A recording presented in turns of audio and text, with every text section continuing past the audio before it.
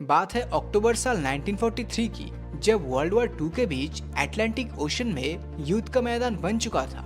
इस दौरान German submarine अक्सर अमेरिकन शिप्स को अपना टारगेट बनाया करती थी। अब ऐसा कहा जाता है कि एलाइड फोर्सेस की शिप्स को बचाने के लिए अमेरिका ने एक टॉप सीक्रेट प्रोग्राम की शुरुआत करी थी, जिसका नाम था द फिलाडेल्फिया एक्सपेरिमेंट। इसमें अमेरिका के फिलाडेल्फिया शिपयार्ड के अंदर series of secret military program किया गया था, जिसमें उस समय अमेरिका की नेवी अपने शिप्स का भेस बदलने का काम कर रही थी और चाहती थी कि उनकी शिप्स रडार में दिखाई ना दे और जर्मन सबमरीन से बच जाए। ऐसा ही कुछ एक्सपेरिमेंट एक cannon class destroyer ship USS Eldridge पर चल रहा था, क्योंकि इस पर कई बड़े जनरेटर्स मौजूद थे जो इस टॉप सीक्रेट मिशन का हिस्सा था। अब रूमर्स की माने तो ये जनरेटर शिप्स में इसीलिए मौजूद थे क्योंकि ये एक नए प्रकार की मैग्नेटिक फील्ड को पावर देता था, जो दुश्मनों की रडार पर इस शिप को इनविजिबल बना देता था। अब इस मिशन के दौरान यूएसएस एल्ड्रिच को चारों ओर से कॉपर वायर से लपेट दिया गया था और फिर एक्सपेरिमेंट की शुरुआत होती है।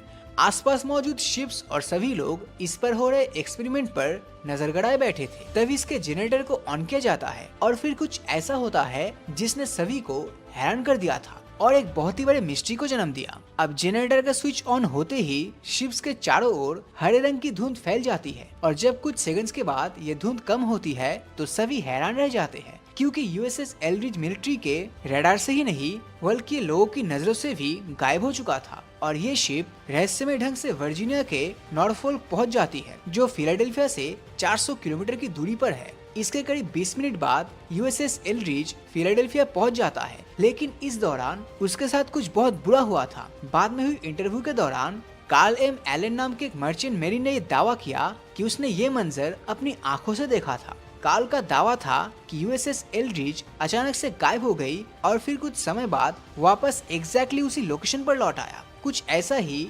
नॉर्फोल्क में भी लोगों ने रिपोर्ट किया, जहां उन्हें कुछ समय के लिए एल्ड्रिच नजर आती है और फिर वो भी गायब हो जाती है। लेकिन जब शिप वापस फिलाडेल्फिया पहुंची तब शिप के क्रू की हालत बेहद ही शॉकिंग थी। कई क्रू मेंबर्स बुरी तरह जले हुए थे, उनके बॉडी पार्ट्स टूट चुके थे और कुछ तो शिप्स की मेटल वॉल्स पर ऐसे चिपक गए थे कि वो बाहर भी नहीं निकल सकते थे। इसी के साथ दावा किया जाता है कि कई क्रू मेंबर्स तो वापस भी नहीं लौटे थे। जब शिप्स के गायब होने वाली ये बात फैलना शुरू हुई तो लोगों ने आसानी से इस पर बिलीव कर लिया, क्योंकि ये समय वॉर का था और टेक्नोलॉजिकल एडवांसमेंट इतनी तेजी से हो रही थी कि कुछ भी पॉसिबल हो सकता था। लेकिन क्या ऐसा सच में हुआ था या फिर ये महज सिर्फ एक रूमर था? एक तरफ जहां इस एक्सपेरिमेंट में ये शिप फिलाडेल्फिया और नॉर्फोल्क में नजर आ रही थी, वही यूएसएस एल्ड्रिच के लॉग रिकॉर्ड्स की माने तो उस समय असल में वो न्यूयॉर्क में थी। लेकिन इससे फिलाडेल्फिया एक्सपेरिमेंट की क्रेडिबिलिटी खत्म नहीं हो जाती, क्योंकि इस तरह के टॉप सीक्रेट मिशन में शिप्स के लॉग रिकॉर्ड्स में झूठ लिखना आम बात होता है। अब कई रिपोर्ट्स की माने तो साल 1943 में अमेरिका की नेवी ने फिलाडेल्फिया में शिप्स को इनविजिबल बनाने का एक्सपेरिमेंट किया तो था,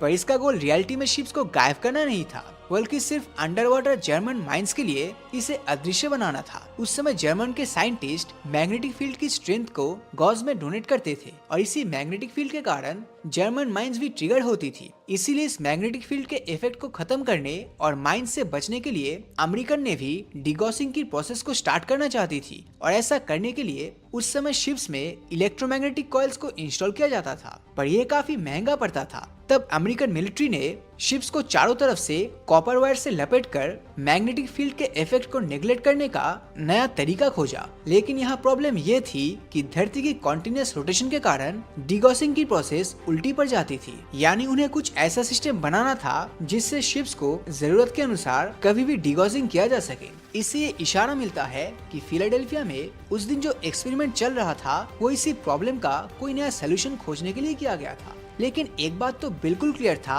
कि यहाँ टाइम ट्रेवल पर कोई एक्सपेरिमेंट नहीं हो रहा था। लेकिन अगर ये अमेरिकन नेवी का एक टॉप सीक्रेट प्रोजेक्ट था तो आखिर फिलाडेल्फिया एक्सपेरिमेंट की ये खबर लीक कैसे हो गया? अब इसकी कहानी साल 1955 में शुरू होती है, जब मॉरिस जेसेप नाम के एक व्यक्ति को एक लेटर रिसीव हुआ था।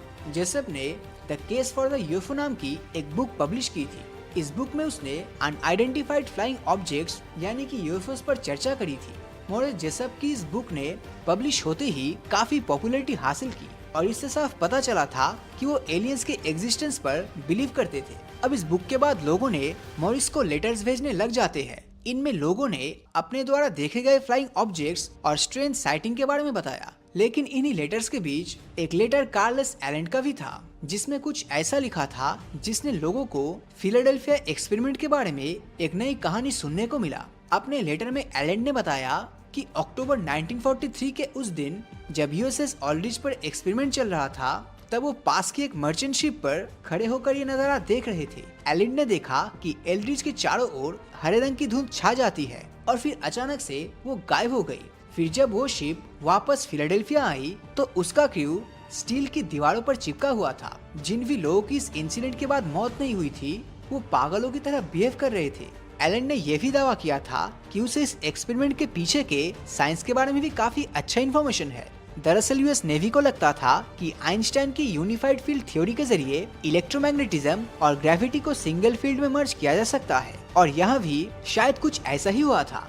पर एलेंड का लेटर कई मायनों में अजीब था, क्योंकि उसमें लिखी कई बातें तो कोई सेंस ही नहीं बना रही थी। जब मॉरिस जेसप उस लेटर का जवाब देते हुए उससे आगे बात करने की कोशिश करते हैं, तो एलेंड से कोई जवाब नहीं आता। इनफैक्ट उसने तो अपना रियल नाम भी लेटर में इस्तेमाल नहीं किया था, जो कार्ल एम एलेन था। इस घटना के करीब एक साल बाद अमेरिका के ऑफिस ऑफ नेवल रिसर्च के 2 ऑफिसर्स मॉरिस जेसप के घर आते हैं। दरअसल इस दौरान ऑफिस ऑफ नेवल रिसर्च में एक सीक्रेट पैकेज आता है, जिसमें भेजने वाले का नाम या एड्रेस कुछ भी मेंशन नहीं है, बस हैप्पी ईस्टर का एक स्टिकर लगा हुआ था।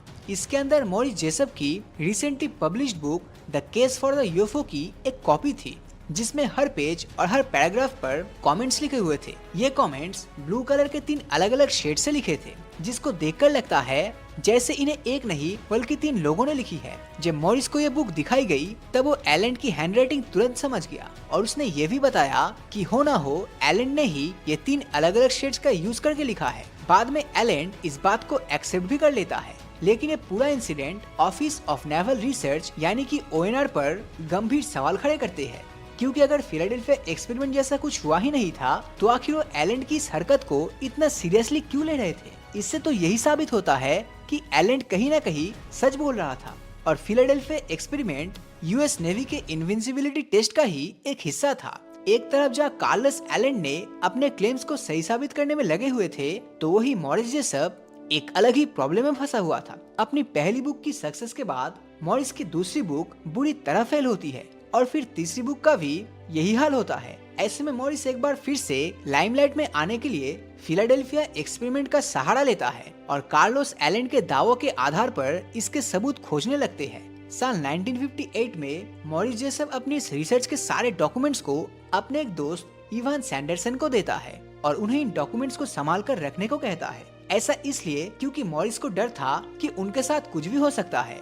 अब 19 अप्रैल 1959 को मॉरिस अपने एक दोस्त मैनसन वैलेंटिन को मिलने के लिए बुलाते हैं, और उन्हें बताते हैं कि उनके हाथ में कुछ ऐसी सीक्रेट इन्फॉर्मेशन लगी है जो उन्हें वो मिलने पर बताएंगे। लेकिन अफसोस ऐसा कभी नहीं हो सका, क्योंकि अगले ही दिन यानी कि 20 अप्रैल 1959 को मॉरिस जेसप अपने कार के अंदर डेड पाए जाते हैं, और उनकी मौत का रीजन कार्बन मोनोऑक्साइड पॉइजनिंग को बताया गया है। मॉरिस की कार के एग्जॉस्ट पाइप से एक होस अंदर आ रहा था, जिसने कार को इस टॉक्सिक गैस से भर दिया, और विंडो के ग्लास में भी कपड़े फंसे हुए थे, जिससे कि गैस बाहर ना निकल सके। पुलिस ने जांच में बताया कि मॉरिस ने अपनी जान खुद ही ली है, लेकिन इनकी बॉडी की कोई ऑटोप्सी नहीं कराई जाती। मॉरिस जेसप की मौत जिस सिचुएशन में हुई थी, वो काफी मिस्टीरियस और कंट्रोवर्शियल था, जैसे उनके हाथ कुछ ऐसा लग गया था जो बाहर नहीं आना चाहता था। लेकिन एलेंड के उस लेटर और मॉरिस जेसप की मिस्टीरियस डेथ ने काफी पॉपुलैरिटी हासिल की, और इसका फायदा उठाया वेरो मैन्युफैक्चरिंग कॉर्पोरेशन ऑफ गार्लैंड नाम की एक बुक पब्लिशिंग कंपनी ने, जिन्होंने एलेंड के लेटर्स को मॉरिस की पहली book the case for the UFO के साथ मर्ज कर दिया, और उसे इसका वारो एडिशन बोलकर बेचना शुरू कर दिया, और इस बुक को जबरदस्त पॉपुलैरिटी मिली। अब कुछ देर पहले मैंने आपको ये बताया था कि ओएनआर को भेजी गई बुक में कार्लस एलेंड ने ही कमेंट लिखे थे, लेकिन अब सवाल उठता है कि आखिर कार्लस ने ऐसा किया क्यों था। जब ओएनआर ने कार्लस एलेंड से ये सवाल पूछा, तो उसने बताया कि मॉरिस यूनिफाइड फील्ड थ्योरी के बारे में रिसर्च कर रहा था, जो एलेंड के अनुसार दुनिया के लिए काफी खतरनाक हो सकता था। इसलिए वो मॉरिस को डराना चाहता था, जिससे कि वो रिसर्च बंद कर दे। साल 1984 में अमेरिका के अंदर द फिलाडेल्फिया एक्सपेरिमेंट नाम की एक मूवी रिलीज होती है, जिसे स्टुअर्ट रेफिल ने बनाया था। इस मूवी के रिलीज होने के बाद लोगों का ध्यान एक बार फिर से 1943 में हुए उस इंसिडेंट की ओर जाता है जिसका जिक्र कार्ल एस एलन ने किया था, और लोगों के बीच इस घटना की स्टोरीज पॉपुलर होने लगती है। इसके कुछ साल बाद 1990 में एल्बिलेक नाम के एक व्यक्ति सामने आते हैं और दावा करता है कि वो फिलाडेल्फिया एक्सपेरिमेंट का हिस्सा था। उनका कहना था कि वो इस एक्सपेरिमेंट में बचे चंद लोगों में से एक थे जिन्होंने इसके बाद अपनी याददाश्त खो दी थी। लेकिन फिर जब उन्होंने इस मूवी को देखा तो उन्हें उस दिन हुए सारी घटना याद आने लगी। एल्बिलेक ने जो कुछ भी बताया वो कार्ल एस एलन की बताई अकाउंट से काफी हद तक मैच करता था। हालांकि वो एक ऐसा भी खुलासा करते हैं जो इस पूरी मिस्ट्री को एक नया मोड़ देता है। एल्बिलेक बताते हैं कि यूएस ने भी अपनी शिप को रडार के लिए अदृश्य बनाने पर नहीं बल्कि टाइम ट्रेवल पर एक्सपेरिमेंट कर रही थी। इनफैक्ट उनका यह भी कहना था कि वो इस मिशन में सक्सेसफुल भी हुए थे और फिलाडेल्फिया एक्सपेरिमेंट के दौरान वो टाइम ट्रेवल करके साल 1983 में पहुंच गए थे। हालांकि एल्बिलेक ने इस इंसिडेंट से जुड़ी ज्यादा डिटेल्स रिवील नहीं किया। कॉस्ट टू कॉस्ट एम नाम के एक शो में जब होस्ट जॉर्जी नोरी ने इसके बारे में पूछा तो एल्बिलेक ने कुछ भी बताने से साफ इनकार कर दिया, क्योंकि उनके अनुसार ये अमेरिका की नेशनल सिक्योरिटी से जुड़ा बहुत ही इम्पोर्टेंट एसेट है। हालांकि एक बात जो एल्बिलेक ने यहाँ पर रिवील किया था वो ये था कि फिलाडेल्फिया एक्सपेरिमेंट के बाद यूएस मिलिट्री ने उन्हें मोंटोआक प्रोजेक्ट में शामिल किया था, जो टाइम ट्रेवल से जुड़ा एक एक्सपेरिमेंट था और जिसके साथ निकोलाई टेस्ला और विल्हेम रेल जैसे फेमस साइंटिस्ट का नाम जोड़ा जाता है। जहां मोंटॉक प्रोजेक्ट भी फिलाडेल्फिया एक्सपेरिमेंट की तरह ही काफी कंट्रोवर्सी से भरा हुआ था। पर क्या एल्बिलेक की बातें ट्रस्ट करने लायक थी, क्योंकि उन्होंने दावा किया था कि फिलाडेल्फिया एक्सपेरिमेंट के दौरान वो टाइम ट्रेवल करके साल 1983 में गए थे, जो इससे पहले 2137 और 2749 में जाने का दावा भी कर चुके हैं। एक दावे में तो उन्होंने ये तक कहा था कि साल 2005 में अमेरिका और यूरोपियन कंट्रीज मिलकर चाइना और रशिया को बर्बाद कर देगी और दुनिया की पॉपुलेशन सिर्फ 30 करोड़ बचेगी। एल्बिलेक ने यह भी बताया था कि साल 2137 में टाइम ट्रेवल करने के बाद वो साल 1984 में भी गए थे, जहां वो जॉन वॉन न्यूमैन से मिलते हैं, जो अमेरिका का एक फेमस साइंटिस्ट हुआ करता था। न्यूमैन उन्हें फिर से साल 1943 में जाकर फिलाडेल्फिया एक्सपेरिमेंट को रोकने के लिए कहते हैं। लेकिन यहाँ पर सवाल उठता है कि जॉन वन न्यूमैन, जिसकी मौत साल 1957 में हो चुकी थी, वो फिर से 1984 में अचानक से जिंदा कैसे हो गया। जाहिर सी बात है कि एल्बिलेक की बातों में बहुत सी झूठ छिपी है, पर आखिर फिलाडेल्फिया एक्सपेरिमेंट सच हुआ था या नहीं, इसके बारे में 100% कंफर्मेशन अभी तक किसी के पास नहीं है। वैसे दोस्तों, आपका इस बारे में क्या ओपिनियन है, नीचे कमेंट में जरूर बताना। और अगर ये वीडियो आपको अच्छा लगा हो तो इस वीडियो को लाइक और अपने दोस्तों के साथ शेयर करना मत भूलना। और अगर अभी तक आपने हमारे चैनल को सब्सक्राइब नहीं किया है तो सब्सक्राइब करके नोटिफिकेशन बेल को ऑन कर दीजिए, क्योंकि मैं ऐसी वीडियोस हर हफ्ते लाता रहता हूँ। तो मिलता हूँ आपसे अगले वीडियो में, और हमेशा की तरह थैंक्स फॉर वॉचिंग।